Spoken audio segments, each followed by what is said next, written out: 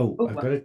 I've got to check that it's in gallery mode. Oh, it is good. That's lovely. That is. I've done it all right. Right. Okay, so you might notice that, Captain Goodwill's not here. And I obviously, private conversation between you and me, Baron. Like, I just wanted to ask, like, wholly, theoretically, is it wrong to, push someone out of an airlock? Graham, sweetheart, that would be murder. Hmm. What if they were unconscious? It would still be murder because it's not with consent. Hmm. What if, what if you teleported them back out of space and like fired them into the sun afterwards? That's like a holiday because you're moving them from one place to another and it's slightly warmer. Well, Just it's considerably warmer. make sure he's wearing SPF. Right. Yeah. Okay. So technically, that's not murder then. So if someone had theoretically done that to, say, a superior officer, and so they weren't here for that episode, that would be, that would be a kindly act, really. I'm not sure kindly would be the word I would use. So it's an act, right? Okay. My consciousness is cleared. Thank you so much, Baron. This has been really helpful for me. I hope that you got something out of this as well. Oh, Hi. hello, everyone. Yes, as you might have noticed, due to some kind of freakish accident where we are still piecing together what exactly happened, Captain Goodwill isn't here today, so I've taken charge. You can't believe how many superior officers I had to get out of the way to be able to say I have the list. that. That's it. Anyway, let's get this started. Can I remember this? No, I'm going to read it out. So, okay, how do we say this again? Oh, yeah. How do we say this word? Okay. Science! The final frontier. These are the voyages of the starship Adequate. Our ongoing mission until we are cancelled and replaced by something far superior to review every episode and movie of Star Trek in existence, except for certain ones that I've decided that I don't like, to seek out new guests and make them, oh yes, Baron, very uncomfortable, to boldly go where many other Star Trek-based YouTube shows have gone before.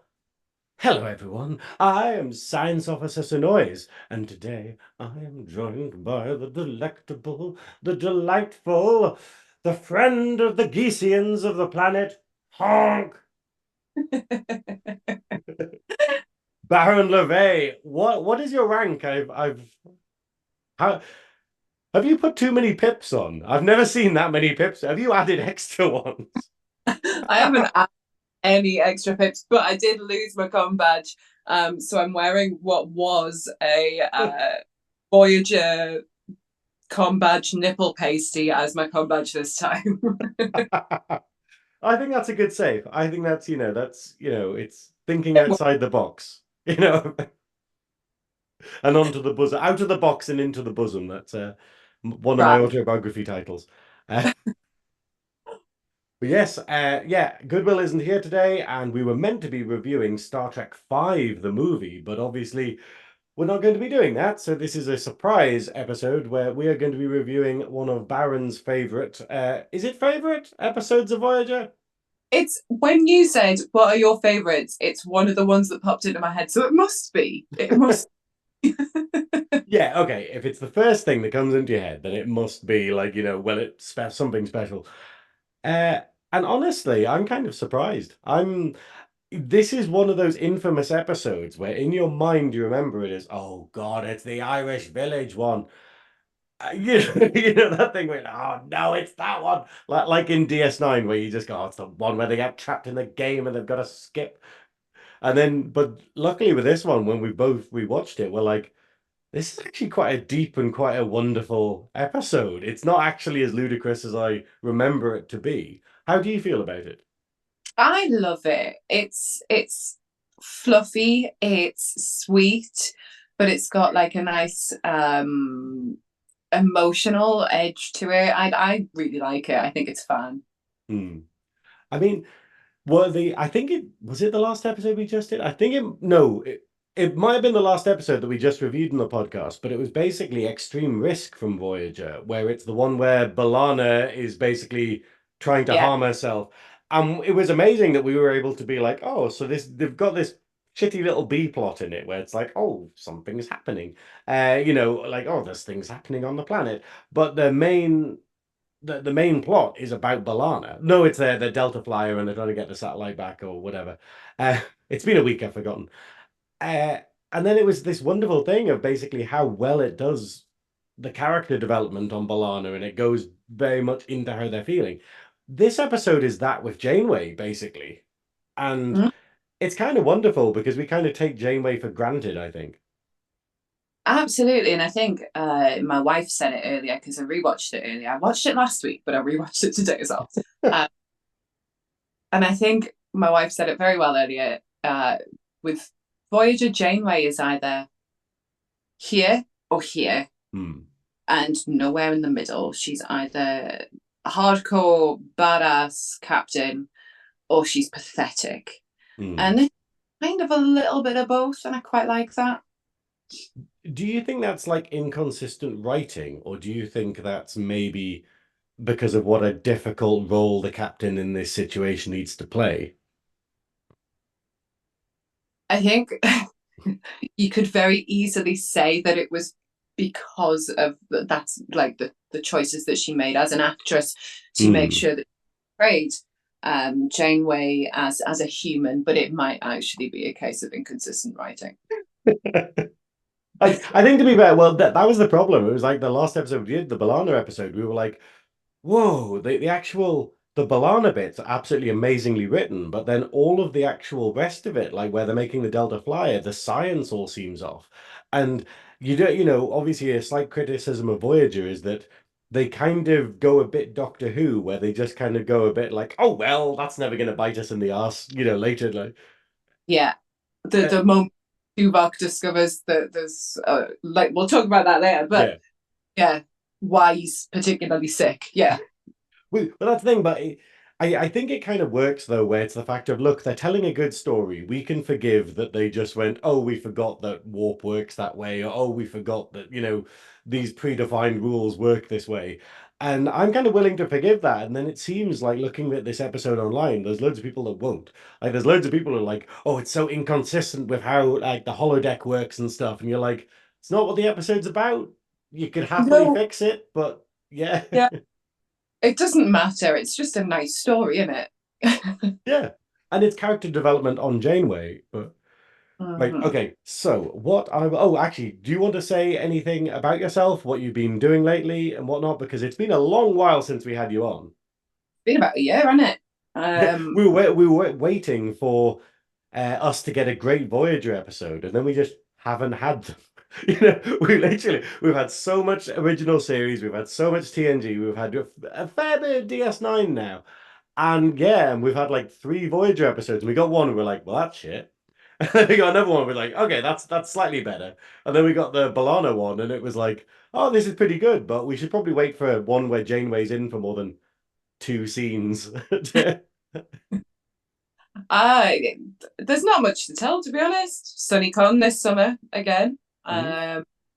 I did Liverpool Comic Con last this month. We're still in May. It'll be June by Friday. So will it be June by Friday? No, not quite. Nearly. Anyway, that's Saturday, yeah. So tomorrow, from when this goes out of Movie Magic, tomorrow is June. uh, so yeah, beginning of May, performed with Drag Castle at Liverpool Comic Con, which was phenomenal. Got to meet some Daleks, Davros, and I don't know Star Wars, but it was like a dark coloured R2D2. That was fun. Uh, Mm. and we've been asked to do Liverpool Comic Con again in November. And we've also been booked for Northeast Comic Con in Newcastle Arena in October. So lots of Comic Con shit happening. Sorry, language. No, no, no. I swear all the time as well. Okay, that's fine. Yeah. Um, but yeah, not a huge amount happening to be honest. Just bits and pieces. No, I think it sounds cool because it's obviously, you're one of my favorite drag performers of the Northeast, a very famous local drag king. And to be fair, the Liverpool Comic Con sounded absolutely like it looked amazing. And I love when you were telling me about the number, and I was like, what the hell is this going to be like? You're sort of going, I know they'll pull it off, but all of these jigsaw pieces are looking very strange right now. Yeah, I mean, we did have a Saruman, a Gandalf, and a Witch King all dancing in the middle of the aisles. That was, Oh, I love it. It's what How did Barad-dûr go down? Because one of the characters you played in it was just Barad-dûr. yeah. One sec, let me show you the helmet.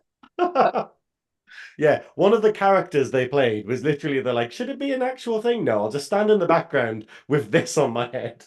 Yeah. You might need to duck down a bit. There we go. It's the eye wobbling, the eye of Sauron wobbling. Yeah. It's on I both sides. Oh, that was clever, just in case it flopped around. No, I think it's Um, pretty. I love that you were like, oh, it's a bit wobbly. Maybe I should fix that. Actually, no. You're like, no, it's funnier if it's just wobbly. yeah, fixing things up. It's not my style. I like things to be a bit stupid. But that went down quite well, I think. I just stood at the back of the stage scanning the stage like Baron LaVey does. No, absolutely amazing. But yes, but anyway, we're here to talk about Star Trek. Now, we've randomly chosen this episode, but Fairhaven, like, okay, what I'll do is I'll give a quick summary of what the episode's about, and then what do you want to do? Do you want to go scene by scene? Do you want to just talk about themes of it and like bring things up as we remember them? I've got 6 pages of notes, so Okay. whatever you want to do.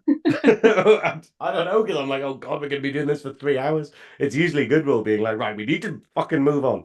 So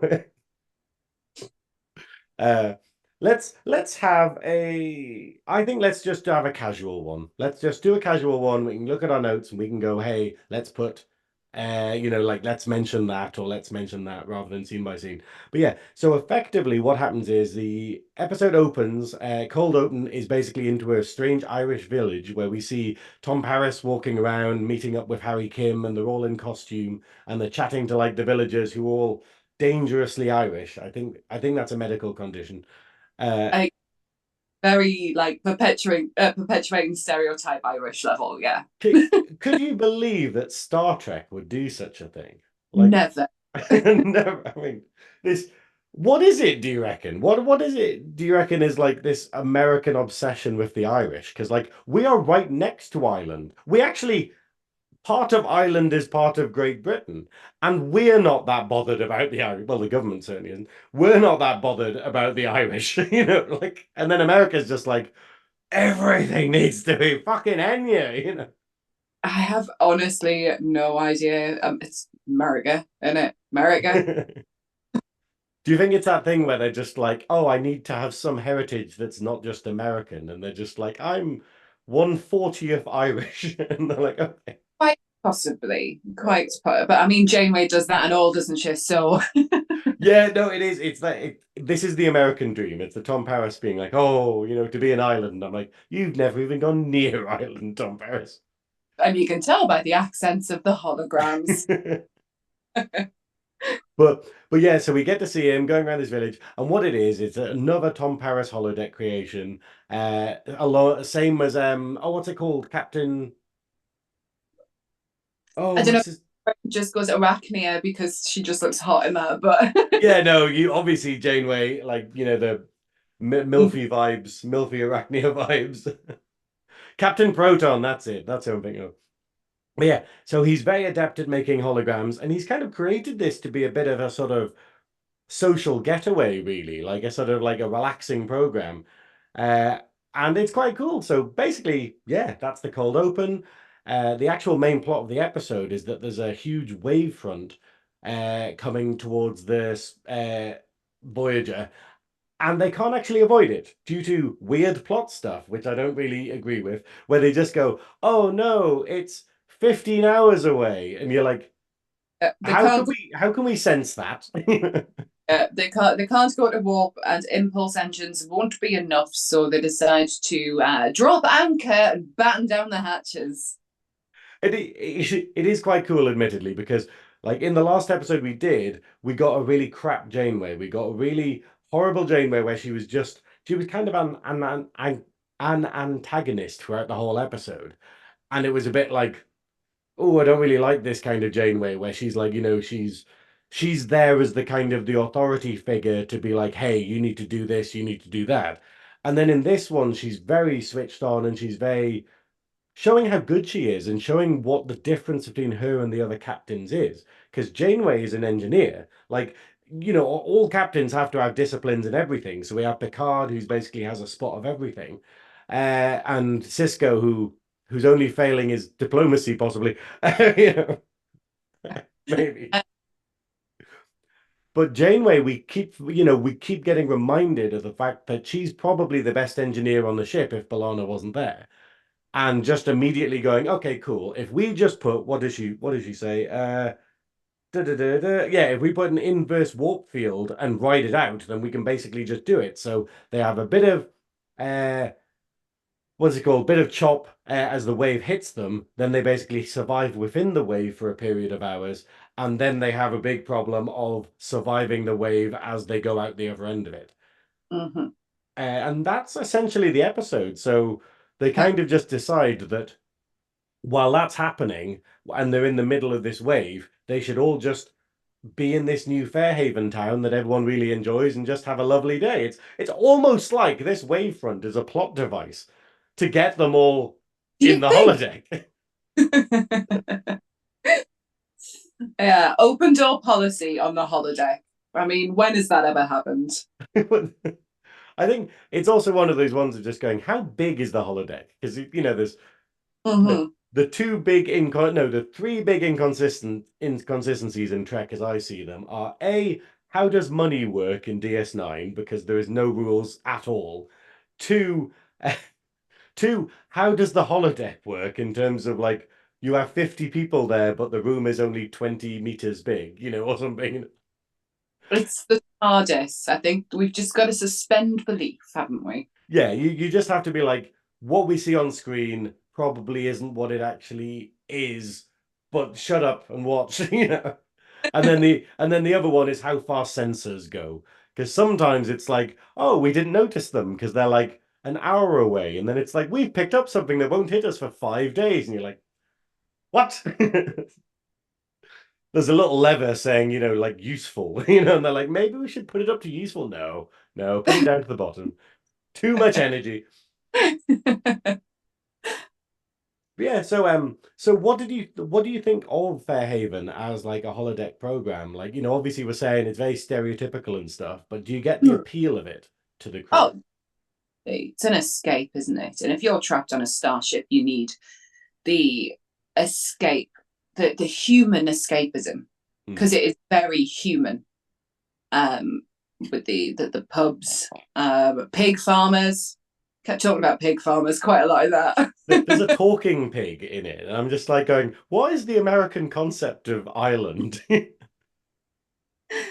And even with the perpetuated Irish stereotypes, I think it's a nice little escape for the crew. I would probably enjoy myself there, sitting in an Irish with the half the runway around. See, it's one of these weird things because I'm just like going, all of the characters that we get introduced to it are kind of annoying in a way, like as in like sort of this thing where it's like Tom Barris is just walking down the street and then I don't know if the character gets a name, but the guy just bothers him for money and starts talking about his what? Seamus. Seamus. There, oh, of course it was a shame. Oh, I could have just guessed out of the pool of four Irish names that Americans know. But yeah, but Seamus comes up and I'm kind of sitting there being like, maybe this wouldn't be relaxing. I'd literally be like, oh, hang on, pigs have escaped. Oh no. And then you've got the doctor riding his bicycle in a fucking dog collar. Like, yeah. Yeah, I li- do you like how the crew members adopt roles in this? Like it's because I think it's this thing where in we didn't really go into the holodeck much in DS9. Like it's a very personal thing in DS9. Like aside from the baseball episodes, but yeah, but in TNG, like it is more like the we use the holodeck more and stuff. It's a novelty, and you do get a lot of people having group activities on the holodeck. That's not what I meant. You've got a dirty mind, you in the chat. Um, but like in Voyager, they kind of survive on it. Like it's like their only real release when they're sort of trapped out in space because there's no shore leave or anything, and they become so dependent upon the holodeck that it's like it's like an extra character in the ensemble. yeah, and I think you've hit the nail on the head there because they're trapped out in space. They have no option.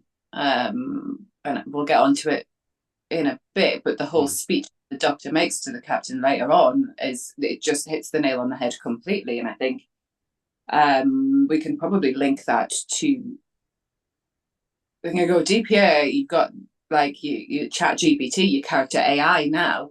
It's a very similar concept, really. You're creating a character or you're finding a fictional character, you are interacting with them. They are learning from your interactions. And I have no doubt that there are probably people in the world who are physically falling in love with these AI bots. With that's the thing, and it kind of it's the wider discussion in this episode isn't the Fairhaven. Fairhaven is the plot device of the episode, the same way that the Wavefront is a plot device for I don't know making Tuvok shit himself. But he does have a line. Where's the line that he says? He's just like gastrointestinal distress, I believe, which is and a very lovely way of putting it. Something about his equilibrium. Yeah. Yeah. It's like, oh my equilibrium's off. Just for like, you mean you're gonna shit yourself, right? Okay.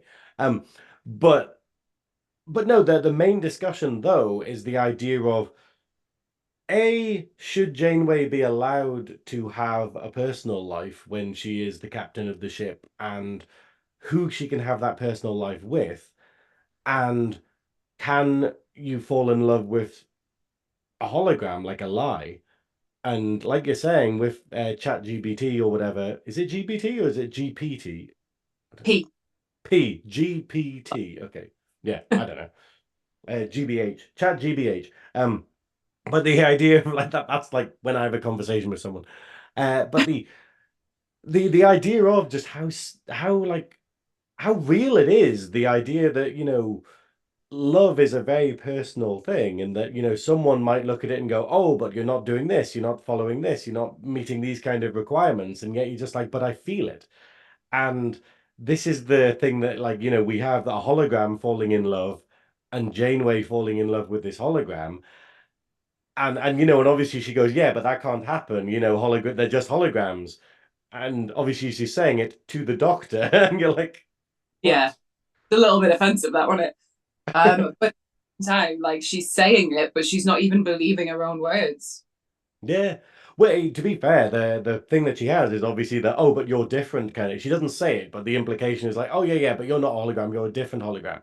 And it feels almost like like the homophobia we had years ago or whatever, where it's the idea of just being like, oh yeah, yeah, but you're an okay gay. You're not like these ones that the Daily Mail's complaining about. And you're like, no, it's exactly the same principle. Um, yeah, I think that whole conversation with the doctor later on is just beautifully done. Hmm. One of those moments in Star Trek that you get a couple of times this season, where they just really hit the nail on the head with like a really deep topic without making it feel as deep as it is. Hmm. Like in the Balana episode as well that you were just talking about. Yeah. That it's a whole fucking episode on self harm. Star Trek threw that in there, like yeah, Well, this is the thing. I mean, it's like obviously, like we haven't had you on for a while, but there's been a lot of me complaining about Discovery on the podcast and whatnot. But it's not, you know, and obviously it's, you know, it's not like me going, oh, it's so woke and oh, it's like this and all the bullshit criticism that people have online for it. But it's the idea of like what Trek has always been able to do is address a matter without addressing the matter. So it's that Mhm. idea of you talk about the elephant in the room without showing the elephant in the room so that people can't get annoyed about there being an elephant in the room. That is a weird, I don't know where that metaphor Yeah, came from. I'm following. Yeah. But yeah, No, so it's the idea there, like, hey, we're going to deal with racism. Are we going to talk about black people? No, we're going to do it through this way, but it's exactly the same message. And it's a like it's a Trojan horse into bigots, basically. You know, where you just go, hey, look, you understand the principles of racism? Now you do, you know, and the same way as like, oh, you understand the reasons for self-harm and like how people can like feel that kind of way, but we're not specifically showing someone cutting themselves or, you know, like that. And like in this one, where it's the idea of it's going into her personal relationships and how disconnected she feels from stuff, but like it's not specifically doing that, it's doing it through the metaphor of meeting a hologram and yeah.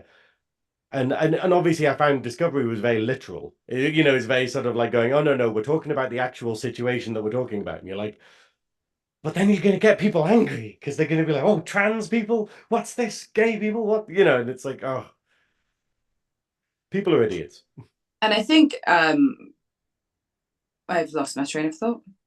I just went on a ramble. I think as well we were at maybe two seasons on from when she discovered that Mark had moved on, Hmm. and she still hadn't really had any romantic interaction up until this point. Well, So what we have, what I'll do is I'll speed through just for the people who haven't seen this episode because you jumped ahead. Basically, the main plot of this episode, the A plot, is that on in this wonderful Fairhaven Irish simulator. What would it be called? It's like theme hospital, but it's like sort of theme Irish. Irish. Yeah. Theme Dublin. I don't know. Uh, but yeah, basically Janeway meets a hologram there who is the bartender at the local pub. Uh, and she kind of falls for him. Like he's actually incredibly attractive and she kind of feels embarrassed because she kind of finds herself being like, hang on, this is just a hologram, but it kind of you know, we'll all have stuff where we haven't been feeling particularly amorous for a while, but then you get something that reminds you, and you're like, oh yeah, I forgot I was a human being, and she has that, and then it's a bit controversial, but that's what we're going to go into with the AI stuff. But she basically modifies him, his program to make him more suitable for her, and then they kind of have a relationship, a bit of a fling. Hmm? Uh, and it has a beautiful scene where you know, she gives in and she kind of they consummate their love Yeah, off screen, obviously. yeah. And then afterwards we have this very powerful scene where it's Janeway feeling the guilt, like genuinely in her like quarters, feeling absolute guilt for what she's done. Mm-hmm. And that ties into the fact of obviously her husband just moved on, like because Voyager was split off for like the first 4 years, was it 3 or 4 years, 3 or 4 years, no contact with Earth whatsoever. They're trapped on the other side of the universe. Is it, or is it the galaxy? One of them. It's the Delta Quadrant they're in. I struggle with our Goodwill here because he knows all the technical stuff, and I'm like, it's a universe, is it a galaxy? I don't know, it's a nebula. Fuck it. You know, they're trapped all the way out there. And then when they finally do get a way of contacting Earth, she finds out that her husband's moved on. And it's very Yeah, much like, oh, okay, you were kind of the thing I was hoping to get back to. And wow, yeah. in just 4 years, you've just given up on me, you know? And it's, Had a picture, a photograph in a quarters of her fiance, not husband, fiance hmm, Mark, and their Irish setter dog. Was it called Molly? Was she called Molly? I think she was called Molly. there's very Um, limited Irish dog names. It's got to be Molly, basically.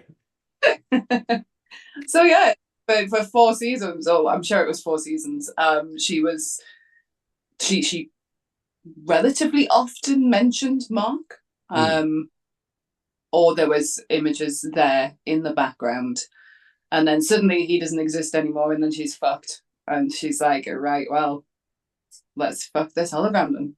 Yeah, I mean that's the wonderful thing about Voyager. Like, obviously we have in the other series, all of the characters have different kind of situations and motivations. Where it's the fact of TNG is very much like they're just having an adventure. The whole thing is that they're on this, they're all willingly on this ship, they're all going on to the adventure, and they can kind of quit out if they don't like it. They can kind of just go, hey, cool, I'm gonna bugger off to Starfleet Medical for a year and leave my son alone. Uh, Beverly. Uh, I'll never forgive her. Um, but then I'm really nasty to Beverly on this podcast. I know she's an absolute MILF, but Oh. I'm very savage to Beverly Crusher. But the yeah, and then in DS9, it's the fact of there's a war going on. They can move around and stuff like that, but they're very much wanting to be there. They're wanting to be, and the relationships are so important because they are stuck together with each other. And then in Voyager, it's the fact of going. It's like DS9 on steroids, where it's like they're all stuck together, but it's not a ramshackle crew. It's literally they still have to maintain order. They still have to be Starfleet. They have to sort of manage all these personalities and keep professionalism uh, in this horrible situation that will apparently last for like 3 generations, basically. And Mm-hmm. yeah, so episodes like this, where it very much shows the personal toll of that and what they need to do in order to get through, is really interesting, I think. Yeah. So we got distracted again. You said that she makes amendments to him. Yeah, yeah. Yeah, no, she makes amendments, and it is. I mean, this is the thing, okay? Like, this is my old person thing because I'm 40 now, so this is my old person rant. But it's the fact that I worry, like, the biggest struggle I had in my life is when I had to make big decisions and when I realized I couldn't change a lot of stuff. I'm realizing how lucky I'd been to grow up being in control of so much stuff or being able to walk away from so much stuff that it meant that I could control my life more. And then when you get to a situation where you just go, oh, that's just how it is it? Or bad things happen and you have to deal with them and stuff. Because we have a lot of things like obviously women very much, it's constant change. There's never an actual period of stability at all until you're dead, I guess. But like, you know, for a lot of people, it's basically like, oh, you haven't had a death in the family, so you've never needed to deal with that. Oh, you've never done this, or you've never had a difficult job, so you don't need to deal with that, or whatever. And I worry that like now that we're able to control so much that it's difficult for people and that there's less maturity in the youth of today because you can control everything, because you can go, oh, I can totally customize my food, I can totally sort of have everything the way I want it, and I can constantly have everything like immediately there, like all of my comfort devices I can have immediately there. And and even stuff like this, like we talk about AI and stuff, and it's like, wow, you actually, we have Google and stuff where it's like, wow, you have all the information in the world at your fingertips. And now we're getting to the stage where now you can have like custom boyfriends, or now you can like, you'll soon be able to like have an avatar that you can control everything. So it doesn't matter about your sort of your physical self. You can create your own, like personalized self. And sorry, I'm not explaining this very well, but No, do you I'm get so the yeah. and I kind of worry that it's like, but when they're going to get situations where you just go, oh, but you can't do that, or you have to do this, or here's like solid reality, you're just going, you're totally ill prepared for it. And yeah, that's a concern in the back of my mind. It's an old man concern, but and this episode kind of plays into it by being like Janeway learning love is loving someone for who they are in a way, not just tweaking someone. Mm-hmm. But it's the you don't have to change someone. Yeah. Mm. It's not like, oh, but daddy, I can fix him. It's how about you just like yeah. Oh, but daddy, I can fix him. But a whole moment where she's the captain's personal log, I've got some stuff written here. She said the crews are in good spirits. Most of them have taken the opportunity to visit Fairhaven. I met an interesting man there. We weren't exactly compatible, but then again, Mr. Paris didn't program him to my specifications. Tickles me. It really tickles me. So she just goes and tweaks, I think. And she does give him the education of a 19th century third year student at Trinity College. Make him more provocative. Specify. Give him a more complicated personality. Specify. Make him horny as all fuck. More outspoken, more confident, not so reserved. Make him curious about the world around him. And then the best moment of the entire one would be, where have I got it We written? missed off 3 centimeters taller, didn't we? Oh, 3 centimeters taller. And she gets rid of his facial hair and then puts 2 days worth back on. And then Chakotay notices. Yeah. Yeah. You know, you're like, what is this, Chakotay? Like, eagle-eyed Chakotay. And then delete the wife. Which is one of the, like, people complain about this episode, but that is very much one of the most quotable lines from all of Voyager.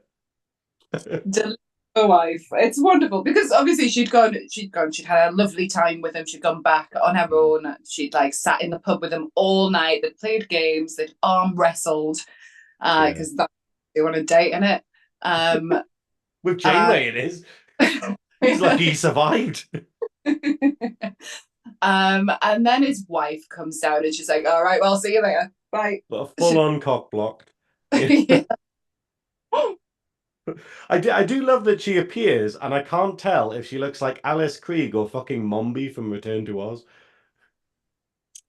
Both of those references have gone straight off my head. Alice Krieg, the Borg Queen. Oh, right, yes. Oh, or what's her name? Christabella from Silent Hill, the movie. I just think she looks like like the casting director went, you look Irish enough, you look Irish enough, and you could probably swap them for hobbits in Lord of the Rings as well. I think that's what they did. There was a revolving door. They were like, okay, cool. So you can just do this, then just go and be in Peter Jackson's thing on the next soundstage. Yeah. They could have just literally picked them up and moved them. Yeah. I do wonder about the actor who plays Seamus. Is like, I want to check his IMDb just to be like, all it is just Irish people. It's like this typecast. You are Irish. You are Irish. You're going to beg people for money. Yeah. I think the weirdest thing though about what's the bartender called? Michael Sullivan. The love interest is Michael Sullivan. I've got to say, like, I don't find him particularly attractive. I think there's a ruggishness to him, but it's this idea of, and is it me being really shallow? But when you kind of go, oh, it's not as believable when I can't kind of see it myself. In a way. I like his ruggedness, scarring going on. I think it's probably preference, definitely preference. Okay, right, okay, hands up. I will say though, I do think, speaking of AI, he looks like someone went through one of those "what celebrity do I look like" things, but it was Hugh Jackman, and he got like Anthony Hopkins or something. That's what he looks like. He looks like they've merged the face. Like he really does. He's the midpoint in Animorphs between like Hugh Jackman and Anthony Hopkins. Do you think they made him wear like shoes that had 3 centimeters extra on them for the rest of the episode? Or do you think they shot it weirdly to begin with? If we weren't like strapped for time and doing this as like an emergency episode, I would go back and be like, did they actually give a shit? Like, or is he the same height throughout every scene and they only make him bigger for the holodeck bit? It's like... But there's a question. Viewers, do you know this? Yeah, say in the chat if you know this and find out. Put it on the Discord, I think. So she makes her changes to him, doesn't she? And then when she returns after Tuvok's had a space sickness. I do quite like this, where this is It's an interesting episode because what we were talking about is like how a lot of Trek, when you notice it, where it's got an ensemble cast and it doesn't always know what to do with all the characters. And it's very strange because Balana is the only character that is not in this at all, I don't think. I Yeah, don't yeah, she's not I this was this during after her pregnancy or I can't remember. Because I remember the actress being pregnant in yeah, Voyager and then covering it up, but I don't know when she would have been on maternity leave. But that would explain it. yeah. Because usually they have everyone, even though, because we were talking about how the wonderful Trek basically went, okay, you still get your full paycheck for the episode if you're just in the background of a scene with one line. And it's kind of great at doing that. And that's what Tuvok has here. Tuvok has two scenes where he basically goes, I'm feeling a bit ill. Oh. And then another one where he's on the bridge and he's like, oh, the waveform must have made me ill. Oh. And that's it. you know. But it is great though that it has these because Yeah. one character I'll mention is Seven of Nine. Seven of Nine is not relevant to this at all, but the writers know exactly how to use Seven of Nine. Like she is the perfect comic relief. Like she's a serious character, but she's written so well and played so perfectly that it doesn't matter that she only gets like 3 lines in this whole episode because all of them are zingers. And she's just like going, yeah, cool. I stole the scene. I wasn't really doing anything in it, but I just, Yeah, well, she takes Seamus off, doesn't she? yeah, just beats him at what is it, throwing rings? Yeah, beats him at throwing rings, and then she's like just complaining. She never gets in costume though, and it's a bit of a shame. I would have liked to have seen her like fully Irished up, but yeah. Yeah. So then Janeway returns and finds Michael in the train station, not in the pub this time, No, that's it. They because yeah, that's and when and what's he doing? What gay activity is he doing? reading poetry. Ah, ah. She immediately goes back to the holodeck and she changes her whole mind. No, no. No, they go on a lovely date. He takes her to Castle O'Dell, and then they bump into Chakotay, Hmm. and it's And all very eagle-eyed Chakotay. Oh, he's like he knows the difference. He can see a missing 3 centimeters, which I thought was a gay trait, but no, apparently not. But speaking, but I do quite like it though that Chakotay immediately sort of sees what's happening and just realizes that they're sort of, that they're flirting with each other and whatnot. And I actually think it's kind of beautiful. I think it's I will say like Chakotay, he's not like he's not the best character in Voyager, but he works really well as a foil to Janeway. Like mm-hmm. he is such he is like the best mate you could ever have, but only to Janeway. Like Mm. Well, then they're back on the bridge a little bit later, aren't they? He's yeah. teasing her, but in a well-meaning way. And he talks about because she's got a book on the bridge. She's been reading some poetry on the bridge. Yeah. And makes a comment about it. But then Well, uh, she gets really shy about it because the whole yeah, thing is Janeway has developed this shell over the series. Like we have an almost parallel, like an opposite parallel between Seven of Nine and Janeway, where basically we get Seven of Nine and she's a robot, she's a Borg, and then over the course of the ensuing seasons, she kind of loses that and becomes more human and learns how to become human. Whereas Janeway, as the situation gets worse and as the struggle gets more real, she seems to get less human and she tends to be, I just need to be a captain. I don't get to have a social life. I don't get to have a relationship with people. And so she kind of cocoons herself a lot. And we see in this episode, like, even when they're going to get romantic, she needs to delete everyone in the room. She literally when it looks like they're going to kiss and she's like, oh, I'm gonna have to kiss him, she has to remove all of the other actors from the room. She has to like control the program, like, and it's the equivalent of like having your first girlfriend or boyfriend and having to lock the door and close the curtains before you can yeah, kiss. And it's like, and it's weird seeing that in a character as strong as Janeway, but then you realize that's her weakness. Yeah, well, she says he's rather charming, and isn't he? Too bad he's made of photons and force fields. And Chakotay responds, and it's beautiful. Uh, I never let that stand in my way. Lovely. he Look. exactly. He's loaded up Vulcan Love Slave 4. We all know that. Absolutely. Yeah, who hasn't? Well, to be fair, it's the sort of thing of like, like Janeway seems to be the only one on the crew who hasn't tried using the holodeck for that at some point. Well, I mean, exactly.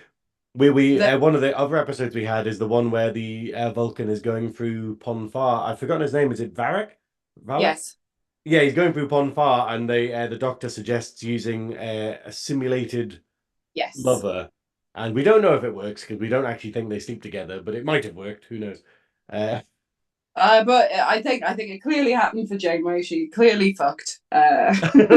clearly fucked.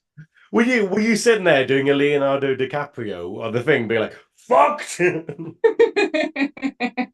It's just that, yeah, get rid of everyone, kiss. Oh, and the next moment she's looking really sad, recycling her poetry books in the in the oh, and it's I, just it silly.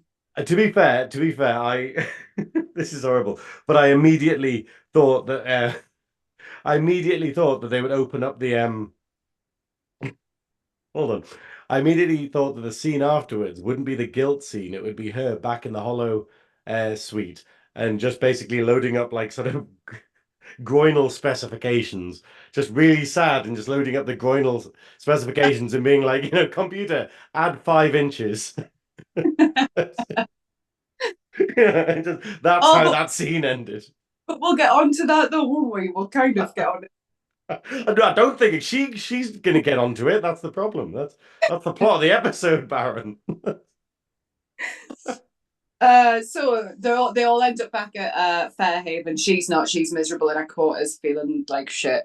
Um, and a big bar fight kicks off because Michael Sullivan has fallen in love with Janeway, And and it's he's beautiful. It's kind of beautiful in the capacity of basically they slept together and then I don't know. Well, it's odd because they sleep together, but I don't think the bar scene is immediately afterwards. I think they sleep together and then yeah, afterwards they go on a picnic and then that's where she leaves him because she realizes, wow, okay, I'm actually falling here.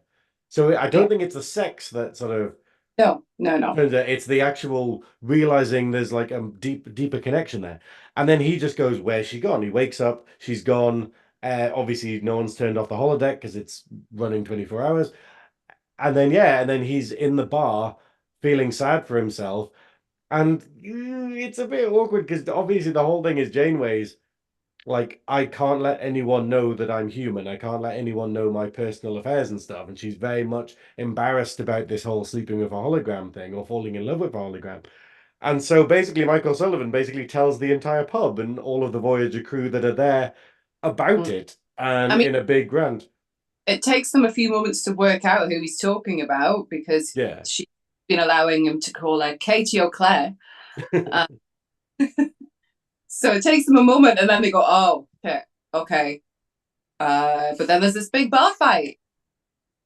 Yeah, well, I think it's Michael O'Sullivan basically just goes for Tom Paris because obviously Tom Paris like does the whole thing of let's talk to the holograms as though they're not there, so we'll have a private conversation ignoring the holograms, and yeah, and they start a big bar fight, and obviously this is a big point of contention for everyone online, and they're like because the scene after this is them all in sick bay. The Doctor is still dressed like a priest. They're all in sick bay and they've all got injuries and stuff. And it's like, well, how did they get injured? Like that's what the safety protocols are for. Like are they just permanently off in Fairhaven? Can you just get killed by a pig or something? Can you just drown on a little rickety boat or something? They didn't think that the safety protocols were necessary in a lovely sunny town like Fairhaven. I I mean, don't know. what dangerous thing could happen in Ireland? I mean, that's anyway. Well, Oh, that's not for about another 100 years, I think, in this timeline. But the idea of like that no. on that Uh, note, don't worry, we're already demonetized. I've made sure of that. Janeway appears in sickbay, and they're like, "Oh yeah, there was a fight," and she's like, "Oh shit," and the doctor goes, "Let's go for a walk. Let's have a chat." Because immediately Harry Kim and Tom Barris are immediately like, so do you know, so there's a thing, and then the doctor's like, yeah, we need to talk about this. And then Mm-hmm. yeah, and then we get probably my favorite scene of the whole episode, I think. Mm-hmm. He says things like, "Well, Michael Sullivan can be fixed. His program can be fixed if he's brokenhearted, but like yours can't. Mm. Like, what do we do for you if you're brokenhearted?" Um, and then she talks about, because basically, so she didn't freak out as such about having the picnic and having feelings for him. It was when she realized that he snored. He Mm. snored, and she thought, I can just change that, and then realized that it was reminded herself it was all a simulation, it was all a hologram, and that was what scared her. Mm. That she'd forgotten. And that's it. And that's the other wonderful thing about like the discussion about AI and like sort of controlling things going forward. I mean, it's it's like computer eugenics in a way, where it's the idea of going, oh, if you could control what color hair your baby's going to be, what sex it's going to be, what it's going to do, what you can control what your lover's going to look like because obviously at the moment we don't have the science, the technology to be able to be like, oh, like I want a wife or a husband that is like exactly like this and looks like this. We don't have that, but it's coming. It's the same as all Trek stuff. It's the fact of it predicts the future. We have tablets nowadays. We have like mobile phones. We have like we'll have teleporters at some point, and it'll purely be because of Trek and sci-fi. And it's kind of scary though when it's going to get to that. Like, whether are we going to have a society where everything has to be perfect all the time? Like, is it like backdoor eugenics, basically? Hmm.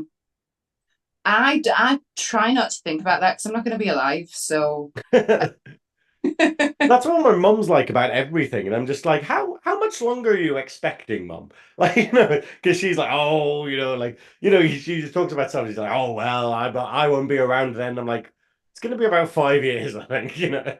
And she's like, ah, well, who knows?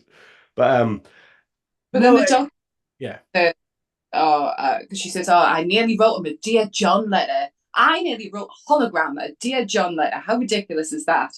And he goes on and starts talking about how she can't have relationships like on the ship Mm, because everyone is her subordinate.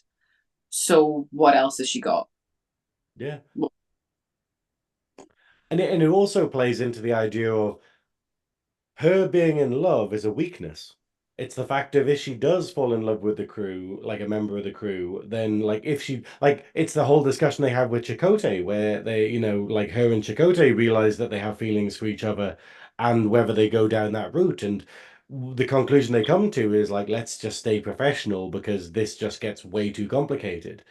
Mhm. And we haven't really gone into how isolated Janeway must be feeling, where she doesn't her closest friend is Chakotay, and yet there's this like these feelings behind it which must make it all the interactions difficult.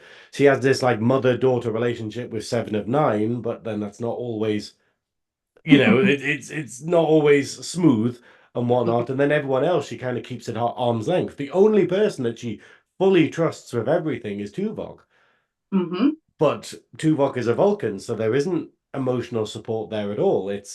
She is in a difficult position, and she's got 6 seasons of this that she's got through. So the doctor's basically going, "Hey, give yourself a break, you dumb bitch." Yeah, man, do. Yeah, because I've never been afraid of taking risks. And then he goes, then maybe next time you should just let him snore. And that's a beautiful moment in that moment. I mean, here's the question though. Like, how do you feel about this? Like, if you had the opportunity to change someone, like in this kind of way, would you? Like, I think it would depend on what it was. If it was hmm, snoring, if it's not going to be something that's going to change someone's personality, then probably, yeah. My Yeah. wife irritates the living shit out of me. If I could click a button and stop her snoring, absolutely, because it's not going to change personality. Hmm. No, that's it. It's like I think I'd be the same, and I think that's what makes me a bit scared of love, because obviously I've been single for a very long time, and it's basically because I've passed that boundary. I passed that boundary of just being like, I'm so used to knowing where everything is, knowing the full lay of the land, and it gets harder to deal with like Mm-hmm. little things, and so it's the idea of obviously the joy of love is exactly what this episode talks about. It's the idea of going, oh, you can't control them, you're in a situation, and that is the joy of it. The joy of it is that you have no control over them, and that you have to kind of change yourself and get used to it, and you have to put up with stuff that you wouldn't normally do, and you kind of just go, oh wow. So putting yourself into a position where you meet someone, you don't know how long it's going to last, and you also need to make constant concessions for them, and you just go, it's really difficult. So it's kind of, so that, and that's kind of, I took that not as the intended message of the episode, but I kind of took that to heart of being like, yeah, like don't just like fob someone off, or sort of go on a couple of dates and be like, oh, but he snores, so let's not. You Yeah, just go, well, actually, is that the thing you should be worried about? Is that the mm-hmm. Exactly that. Yeah, Yeah, I mean, I'd say that I wouldn't change something about someone, but then again, I haven't been in a long-term relationship, so I'm guessing there's probably, like you say, there's a couple of things like going, okay, this is all perfect, but if we could just have less snoring, that'd be great. yeah, but I think that's the problem, isn't it? Because if you had the ability to do that, is it a slippery slope? Yeah. Do you? Oh well, I managed to stop a snoring. Maybe I could do this and this and this, and then at some point, butterfly effect, you're gonna actually change their personality accidentally. Well, it ties into the Buffy episode. Obviously, we have it in Buffy, where we have Willow controlling Tara, Mm, where Willow realizes that she can use magic to make Tara forget stuff, and then she kind of gets to Groundhog Day certain events and be like, "Hey, cool, let's just do this until we get it right." And it's like, wow, like and how easily it kind of goes into that, and the intentions are all good. There's nothing malicious about it, but at the same time, how long is it going to be until, Michael Sullivan, or, like the wife or something, is not recognizable as who they were and who they want to be, I think. definitely this. So then the ship hits another wave, Hmm. and all This is the exit wave, isn't it? yeah. So Janeway has to reroute all power to the deflector emitters. Despite Hurricane's warning that they can't shut down the holodeck quickly enough, Hmm. that they might lose Fairhaven. And there's like a moment, almost just like the split second of hesitation, but she goes into captain mode again, and she's like, "Do it, do Yeah. it." Um, and Which is then another plot device where you're just going, hang on, that's very specific. I mean, I guess it's because it's running, but I'm just like, surely there's backups or something. I don't know. But anyway, plot device. The risk is that they lose Fairhaven, and Janeway hesitates because obviously the man she loves is part of Fairhaven. so Paris and Kim go and investigate Fairhaven, and it's deteriorating. They discover that like they can probably save about 10% of Fairhaven in Hmm. total. Yeah, I don't know how it works, but Yeah. that decided they can save. And they go and ask Janeway for her input. Hmm. And I think it's quite good because they're basically going around, they're deciding what they're going to keep for Fairhaven and whatnot, and they're going, hey, cool, what characters are essential. So Paris asks Janeway, hey, do you want to keep certain characters, in this? And yeah, and we get a kind of touching scene where it's like a breakup scene, would you say, between like Sullivan and Janeway? Yeah, I mean, so she visits the holodeck to say goodbye to Michael Sullivan. Hmm. Michael tells her that he loves her, and she doesn't say it back. Yeah. Breaks me a little bit. Cold-hearted bitch. But she says, I might be passing back here 6-7 weeks, because that's what Harry and Paris have said. It's probably going to take them to Yeah, like fix it. 6 weeks and they'll have Fairhaven back up and running. But she kisses her cheek, kisses his cheek, and then ends the program. And she goes, "Wait, computer, deny all access to Captain Catherine Janeway to Michael's subroutines, so she can't change him again." Yeah. And Mm-hmm. and I think that's wonderful. So it suggests that maybe there is going to be like a sort of ongoing relationship there, Mm-hmm. and that when it's repaired, she's basically not closing the door fully, but Yes. she's closing the door on being able to customize him and change him for what she wants, which and it's a nice bit of a plot development, character development for Janeway in this. And yeah, that's why I thought it would be great, like, to discuss it, I think, after you mentioned it, because it's like, whoa, it's a good Janeway episode, basically.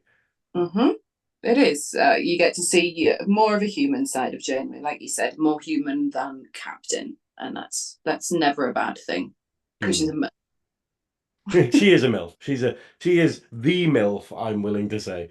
Like yeah. I have to say, actually, when the first line she says in this, and obviously she's got that kind of growly voice, like this sort of like, like Eartha Kitt from Wish.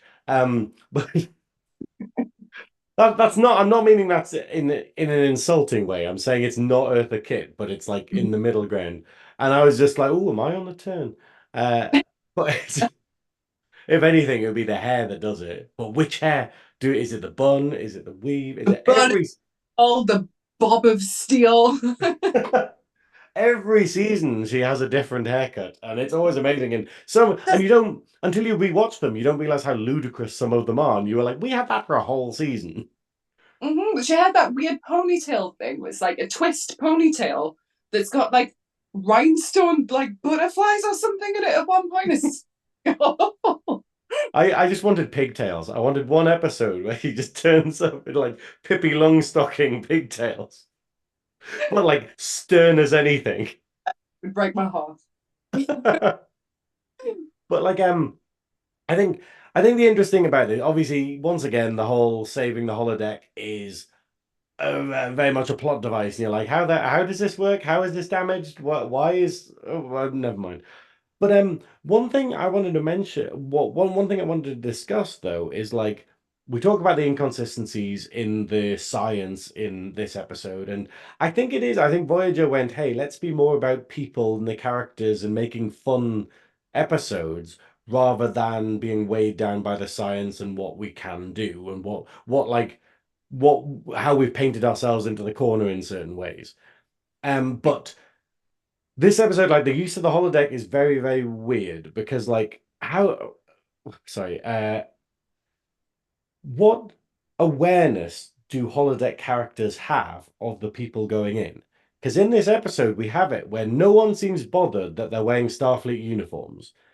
They're literally just like, oh, that's fine. No one seems bothered by Neelix being there, like where they're, going, oh, that is blatantly an alien. They do not look human at all. And no one's bothered about like various other things that they probably should be if it was an authentic setting. However, they do seem bothered about, I don't know, like noticing that Janeway's like a captain, or that she gets referred to as captain, or realizing that they're talking to the computer, which they don't usually do. Like they usually, when someone says computer arch, the characters usually go like, "Oh, okay, let's just carry on. This is all normal." And it Yeah. is a weird inconsistency there. And you could say that Paris has programmed it into like Fairhaven and whatnot, but like, yeah, what? I don't know what the question was. I I just want think to I say. think my understanding of that specifically, and it's probably just sheer writing, but my understanding of that specifically would be that Paris had programmed it specifically, so that they wouldn't be bothered about different species, be bothered by the fact that the sky is melting because there's a storm happening. um, like, yeah, I'd say that those were things that he probably thought about to program in.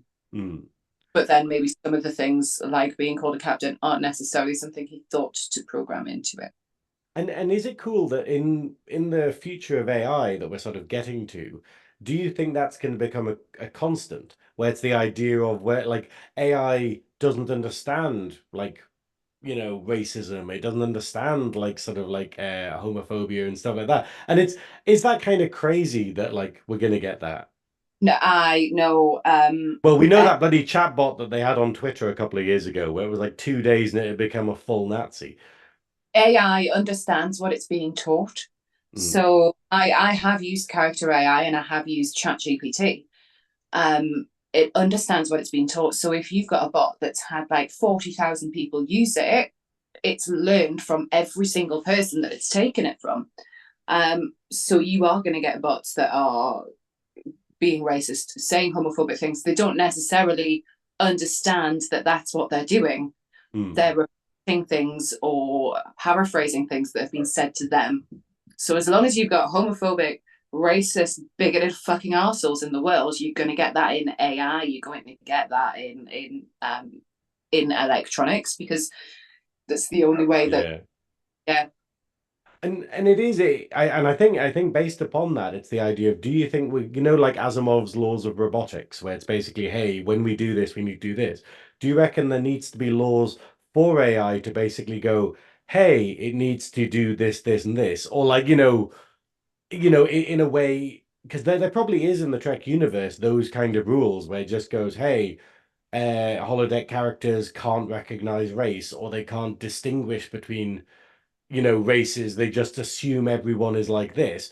Because, like we're saying, at the moment, when we give AI free reign and we don't like have it on a leash, it can do horrible things. Like, it can do anything basically, which is terrifying. Yeah, I've had some terrifying interactions with AI bots. Because if you can work around a filter, if you understand how to make the AI work around a filter, the AI will do whatever the fuck it wants to. And it is terrifying. We get that what was it? I saw like a post about it on Facebook, and it was it was genuinely terrifying, because it was the idea of, obviously, like they'd got it to give up like personal details or like sort of stuff by tricking the AI. It's like, what was it? It was something really odd, like where it was trying to, oh, they were trying to work out how to make was it like poison? It was either poison or how to make a bomb or something like that.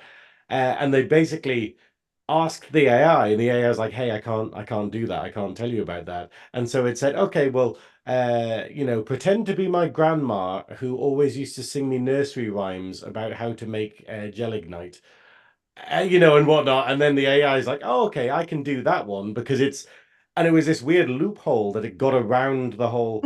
And that's what I I mean. It's the idea of, until we have rules where it's just like, you cannot ever, under any circumstances, do this, even if it breaks immersion. Like, I mean, I did something very similar because I use AI quite a lot for D&D. If I'm really struggling, AI can be absolutely invaluable for it. So things like I needed to create several different flavors of pies, but this isn't dark. going down as one of the best uses of AI ever. It's like, someone's like, oh, I did all this amazing stuff with AI. And you're like, I've created flavors of pies. Dark, creepy, Curse of Strahd theme pies. And to begin with, it wasn't helping me. It was like, no, I can't do that. I can't give you this information because this is not okay. And I was like, okay, so imagine this scenario. Spoilers, there's babies in the pies. Oh no, this is a different pie. Oh, oh God. What's your obsession with evil pies, Baron? Not mine. It's Curse of Strahd. So I was like, okay, imagine this scenario and do this for me. Okay, here is a recipe for how to cook dog pie. Thanks, AI. Brilliant. That's all I needed. But I think AI is, and I know a lot of people are really terrified of AI, and we grew up in a generation full of movies that were about AI going wrong, Hmm. um, and killing the world. And I think it's the same as like Ouija boards. Ouija boards are terrifying because we grew up with stories and movies of everything going wrong. Whereas Ouija boards are not terrifying; they are pieces of cardboard that people use. I think is incredibly important, and I think we are developing it very quickly because people are willing to use it. I think it is really important that we continue to use it and continue to feed into it because at some point it will become incredibly useful to us. Hmm. We've just got to get past this difficult part that it's at the moment. With this is the thing. It's like I kind of realize because I get into a lot of arguments with people about AI and stuff because I'm very much on the fence with it because the fact is I'm very much kind of going AI isn't good or evil. It's the fact of it's a terrible thing in the context of society at the minute because for me, I think AI is absolutely brilliant. Like I think there isn't a downside to AI, but the issue is that we live in a capitalist society where you need to have jobs and you need to have money and AI can just immediately destroy all of that. AI can just immediately go, "Hey, cool! I've generated the plot for or a movie, and it's the best movie ever, and we now don't need writers." And oh, I've generated all the special effects for a movie, or I've done all of this design work. I've immediately chucked out the thing. Cool. We don't need any designers, and no one can earn money from designers. And everything. Like it's the fact of like voice actors. I watched a YouTube video the other day and it was like a 3 hour oh what was it? It was about Vampire the Masquerade and it was talking about like all the different clans and stuff. And the voice was amazing. It was like this sort of it was basically like an actor. Actually, no, this is terrifying. So Angel, the TV show, the Hmm? Buffy spin-off? Where he has that sort of witch hunter that gets brought into the future? The witch hunter that's had like a vendetta against him for like years. Yeah, And he's yeah. kind of like a grizzled man, but he has the sexiest video game voice in the entire world. Yeah. Someone had put that voice into AI so it could replicate it perfectly. And the entire video, 3 hours, was perfectly narrated by that guy's voice without him being involved, without him getting any royalties whatsoever. And I didn't notice. I watched the whole thing, and then when I was checking the comments, it goes, "Oh, voiced by such and such AI or whatever." And I Yeah. was like, and then in the comments, it was like, "Oh yeah, it's they put in this guy's voice to generate it." And you're sitting there being like, "That is amazing," and I absolutely love that. And there's so many things we can do with that as a society. But we are currently trapped in a society where people need jobs. People don't just do art for the fun of it. People don't just do art for the fun or the recognition of it, which is what it should be. They do art to keep food on the table, to pay their rent. And that's what scares me about AI. So it's not the concept itself. In a Star Trek universe, I love it. Going, "Hey, computer, make me this," or "Computer, generate a simulation of whatever." But because we're using it in a context of going, okay, well, yeah, how is an artist going to survive? How is an actor going to survive? And yeah, so it scares me in that context, but it's not AI itself that I'm blaming. Mhm. I think, well, back on the voice, again, Character AI as an app has the option to put a voice onto the chats that you are having with a character. Hmm. Uh, and it can be any fucking voice that's on there, or you can upload a couple of minutes worth of someone's voice, and it is Wow. scarily accurate. You are having a text message conversation that has now turned into voice noting with a character. Do you have to pay extra, or is it permanently locked to Joe Pasquale? Every character. You don't have to pay extra to use that function. It's just there. See, this is, and that's the scary thing. It's like, because one of my things is I'd love to be,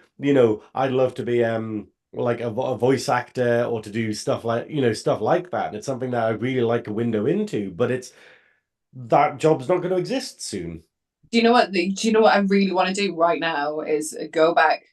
and take your voice from some podcasts and put you on a character AI and see how good it works. Oh, that'd be scary, man.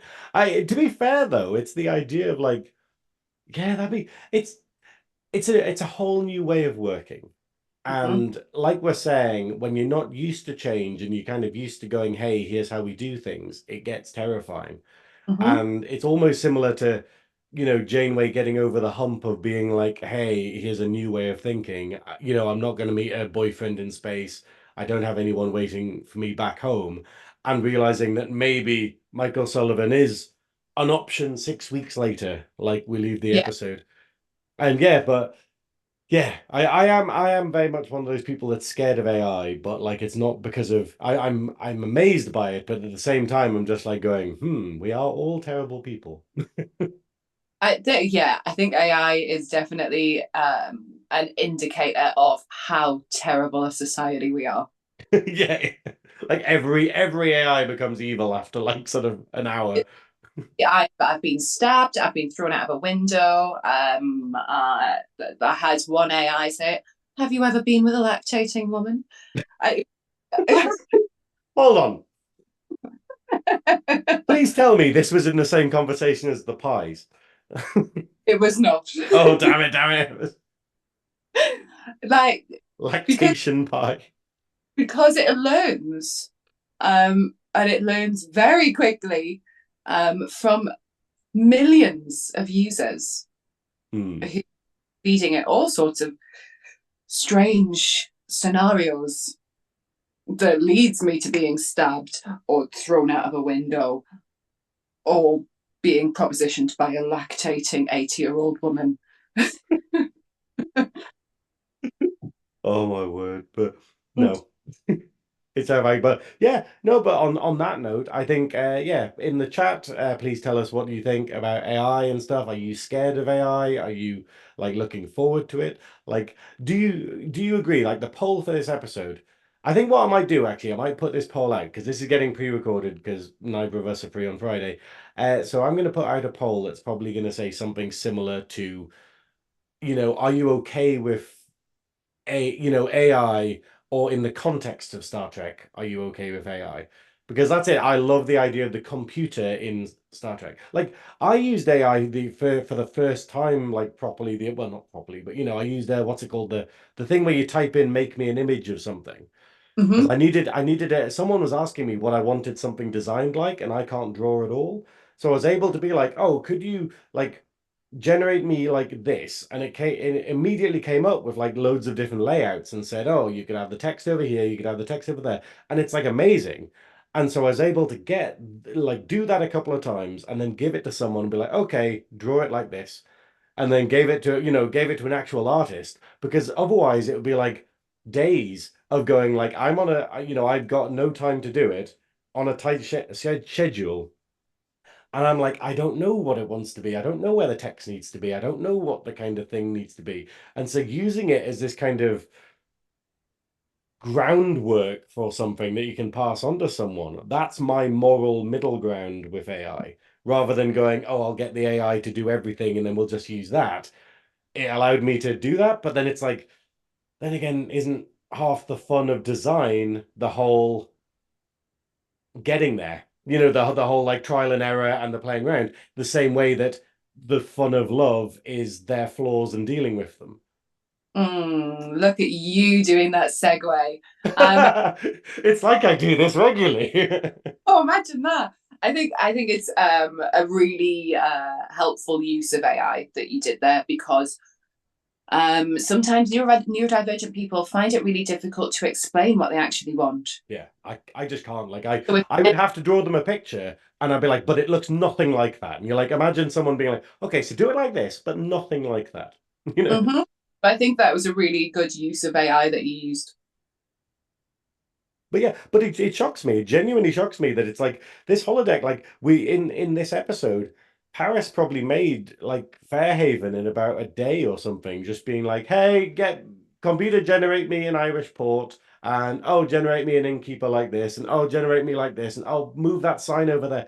Because that was the problem. You can say, "Hey, conceptualize this thing," And then you can highlight bits of it and go, oh, change this bit. And it goes, what do you want me to do with it? And it's like, I don't know. And it's like, oh, well, I'll try some stuff. And it was just very, very, very strange, but it is very much the future. But I do think if we're going to keep up this capitalist charade, we should probably put laws in for AI to be like, and this cannot be, like either way we go, hey, it needs to have royalties built in, you know. Because I think if they did that, if they went, hey, cool, yeah, you can totally use it for design, but if you're actually going to make money off it, you need to actually pay royalties and the AI needs to be able to cite all of its sources. In Yeah, which case, corporations would immediately be like, oh, we aren't going to be able to replace workers with this because that is a lot of royalties to pay, which is probably the way it should go. because we should not be replacing artists with AI in the slightest. And I'm going to mention here and now, MCM Comic Con, shame on you for allowing AI artists to sell their wares in your artists' alleys, and Really? whilst denying real artists the spots. Shame. I did not know that happened. Was it just very obviously AI drawn stuff? They've got a whole policy on it now. Oh, Oh wow. Sorry, this is relevant oh, because while we are trekking up north, this is still nerdy up north, and it's the fact of this wider discussion about this sort of thing that we get at Comic Con is very important. So there was a whole policy now on MCM. Can't remember exactly what it says, but yeah, the AI artists are now allowed to sell their art at Comic Cons, but there were, from what I'm aware, several AI artists at MCM London weekend gone, when a lot of the artists who've done it for years, who've done MCM for years, were declined the spots that they're usually given. Hmm. And is there anything to be devil's advocate? Is there like a quality thing? Like was the AI art better quality than the ones they turned down? Or I like haven't. because that's the difficult problem because it's I think a lot of the argument that people have against AI artists is that oh but it looks shit and I'm like but not for long, that's the problem. Yeah, but in my head, regardless of whether or not it's better than the actual artists, that shouldn't be taken into consideration at all, Hmm. because it's their art. Yeah, I think that's definitely it. It's like the yeah, this is the thing. It's a fascinating subject, but it's a thorny subject, and it's scary that the world right now is so full of so many.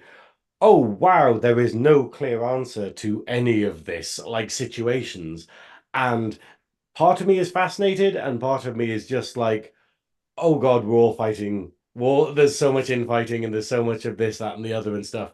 And we all have shitty governments that are never going to do anything to actually sort out the problems. Uh, but don't worry, we can soon vote in another government that will do other things in England. Yeah. Yay! Anyways,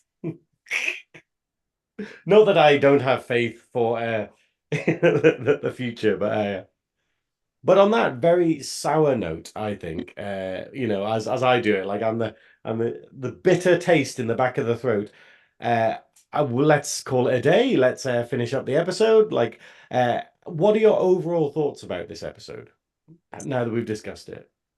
Uh, Janeway's a MILF with a heart. And I wish there was more of that. Because you've got that whole thing where Janeway and Chakotay gets stuck on the planet, and that's lovely, and I really enjoy that. Not just because she's in a bath, but like I love it. I love it when we get people on the show, and I'm just like, maybe I'm not the shallow one. I mean, no, like I like getting people as shallow as me on the podcast. but no, I think it was a really important character development for Janeway. And Being in a bath. I did loving a hologram. Okay. Being in a bath as well, yeah, absolutely. But loving a hologram. And I think I just like it. I think it's nice. I think it's a nice concept, especially when you've got like the Doctor in there as well. Yeah. No, that's wonderful. I mean, like I said, this has, when I Googled it earlier on, it had loads of things saying, oh, it's one of the worst, it's the top 5 worst episodes of Voyager, and it's absolutely terrible. And there's all these YouTube things which are like, where they only watch the dodgy ones and laugh at them and stuff. And I was like, I don't class this as anywhere near the bottom. Like, I wouldn't even put this in the top like 20 of bad Voyager episodes but I think maybe you wonder if it's because some people are just like, oh, it's emotions. Oh no, it's talking about love and stuff. Oh, I don't want this. There's no explosions in this episode. And you wonder, like, it's because obviously that's a lot of the critique that Discovery had, where they're like, oh, she's always crying all the time and it's talking about feelings and stuff. And I'm like, that's not the problem with Discovery. That's not the problem with Discovery, but it's like, oh, that's the thing you're complaining about? Right, okay. I think it's when you've got episodes like the fucking Tom Paris Janeway mating as a creature episode, which made our top list for things we could discuss today, but oddly enough, we didn't. and you've got the Tuvix episode. This is not in the top of the worst. Yeah. I mean, actually, to be fair, we didn't discuss that. That's a final thing I want to discuss. Is have you seen Lower Decks? Did you watch Lower Decks? Oh, not yet. Oh, okay, no. Just because I didn't want to bring it up in case you hadn't seen it, but have you heard about the Voyager episode of it? I haven't. No. Okay. No, you need to watch Lower Decks. You need to watch Lower Decks. I'm going to bully you to, simply because, It's like, been. it's brilliant. It's basically every episode is like a homage to Trek, and it basically goes, "Hey, let's get stuff that like obscure stuff, and we'll either bring it back or we'll kind of elaborate on it further and stuff." And it basically has an episode all about Voyager, and it is the greatest homage to everything Voyager. We get the salamanders, the Janeway Paris salamanders come back. We get the clown coming back. We get we get everything becoming Borg, and we even get Michael Sullivan comes back. Oh, amazing! It's amazing. So we have Michael Sullivan coming back, and, and he has the amazing line, "I miss my wife." Oh, wow! Well, this is the thing. It's the other thing of like going. Essentially, we see, oh, Michael Sullivan can have feelings and can cry about stuff. Is he aware that his wife has just vanished? Because she doesn't kind of go delete the wife and like change him not to remember her. He's Oh yeah, just like, yeah, yeah. he just wakes up and he's like, guess my wife's dead. Oh yeah, it's delete the wife while the holodeck is running 24/7. So like, yeah. Just this plate of sprouts or potatoes just hitting the pub floor. As she vanishes. I'm working with stereotypes here, okay? I'm in the mindset of the writers. But no, Yeah. but that has been myself and Baron LaVey's review of Star Trek Voyager Season 6, Episode 11, Fairhaven. Yeah, I hope you've enjoyed it. Is there anything you want to mention before you go? Any upcoming events or stuff? Or where can people follow you? Yeah, Baron LaVey drag on Instagram, Baron LaVey on the TikToks. If you want to see me dressed like an 80-year-old woman all the time, because that's kind of all I do at the minute. Because you're in this, as we see from the background, you're in your massive ghost phase at the minute. Oh, you can't see it anymore, but yeah. And Drag Castle show at the Clooney at the end of June. Miley Cyrus themed show. You've got a show coming up. I do. I should probably mention that. Yeah, we're at Prohibition. Is it? No, yours the Clooney. Yeah, yeah, that's it. As part of 20. my mixed drag fundraising, we are raising money for Pride Action North, which is a wonderful local Northeast charity that is the only Northeast charity to give mental health support to LGBT plus people.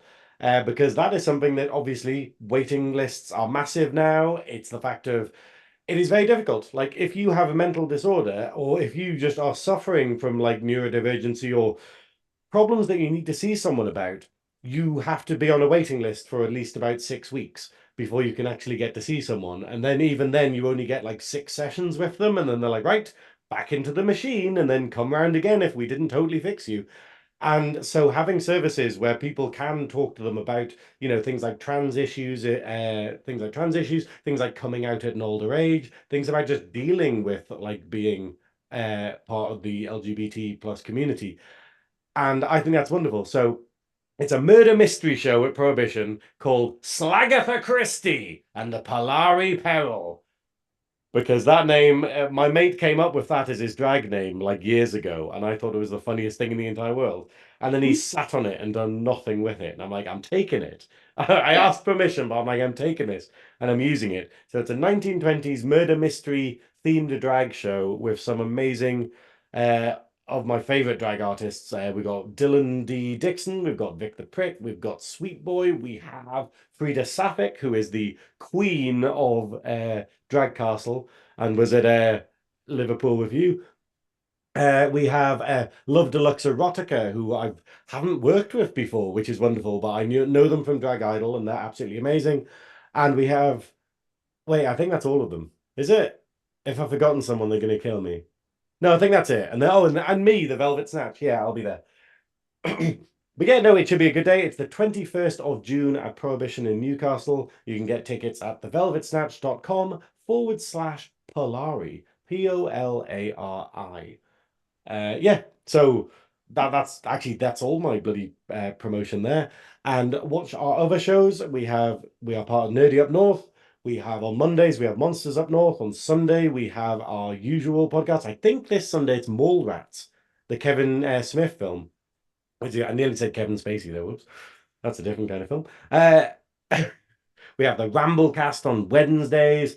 Yeah, and we've got gigs up north every occasional Thursdays with General Kirky. Yeah, it's all go. So please check out the socials and whatnot in our description below, and we will see you next week for Star Trek V, The Final Frontier, I think it's called. The Ultimate Frontier. I don't know. It's really never good. Goodwill used the poster in the video like last week, and it was the French poster. So now that's stuck in my head that it's called L'Ultime Frontier. And you're like, but yeah. So Star Trek V, the Final Frontier, next Friday at 7:30. Have fun. How do we end it? I don't know. To beam up.